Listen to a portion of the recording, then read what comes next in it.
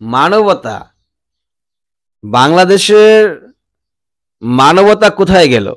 শিক্ষক শিক্ষক যদি এই ধরনের কাজ করে, যিনি মানুষ গড়ার কারিগর, যার মাধ্যমে মানুষগুলো মানুষ হবে, সুশিক্ষায় শিক্ষিত হবে, দেশকে পরিচালনা করবে, রাষ্ট্রকে পরিচালনা করবে, এই মানুষগুলা তৈরি করবে শিক্ষকরা। আর এই শিক্ষকদের আচরণ যদি হয় এরকম পাগলাটে, তাহলে মানুষের ভবিষ্যৎ কি হবে?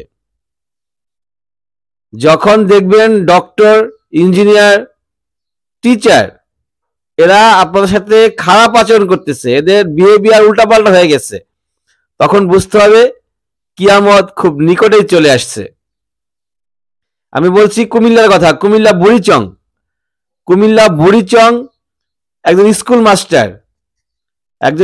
মাস্টার, তার কিছু বালু ছিল বাড়ির সামনে, সে বালু নিয়ে একটা বাচ্চা, ছোট বাচ্চা, 4 বছরের একটা বাচ্চা, তো কুমিল্লার বুড়িচংয়ে বালু নিয়ে খেলা করায় 4 বছরের এক শিশুকে পুকুরে ফেলে দেয় মোহাম্মদ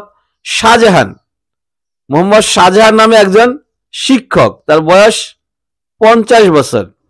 তো 50 বছর বয়স্ক একজন শিক্ষক 4 বছরের একটা বাচ্চাকে বালু নিয়ে খেলা করার কারণে, অর্থাৎ তার অভিযোগ তার বালু সে পুকুরে ফেলা দিয়েছে।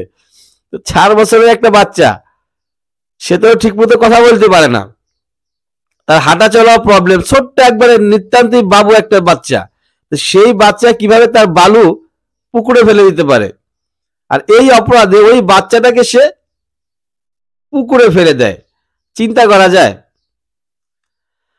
তো একজন স্কুল শিক্ষক যদি এই ধরনের কাজ করে, তাহলে দেশের ভবিষ্যৎ কোথায় যাবে? কিভাবে রাষ্ট্র চলবে? অভিযুক্ত শাহজাহান বুড়িচং উপজেলা সদর ইউনিয়নের পূর্বপাড়া মঞ্জুর আলী সর্দার বাড়িতে বসবাস করেন। সেই বাড়িতেই ঘটনাটা ঘটে বৃহস্পতিবার 16 জানুয়ারি এই ঘটনা ঘটে। এবং এই শাহজাহান সাহেব কোথায় শিক্ষকতা করেন? তিনি শিক্ষকতা করেন Burichang Fazlur Rahman Memorial college of technology.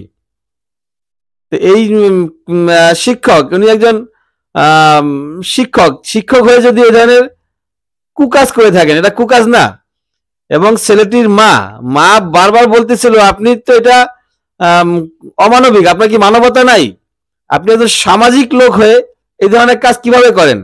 আপনার কি কোনো দয়া মায়া নাই? সে বলছিল নাই, তার কোনো দয়া মায়া নাই, তার কাছে টাকাই বড়, বাচ্চাদের মহব্বত ভালোবাসা এগুলো তার কাছে বড় না।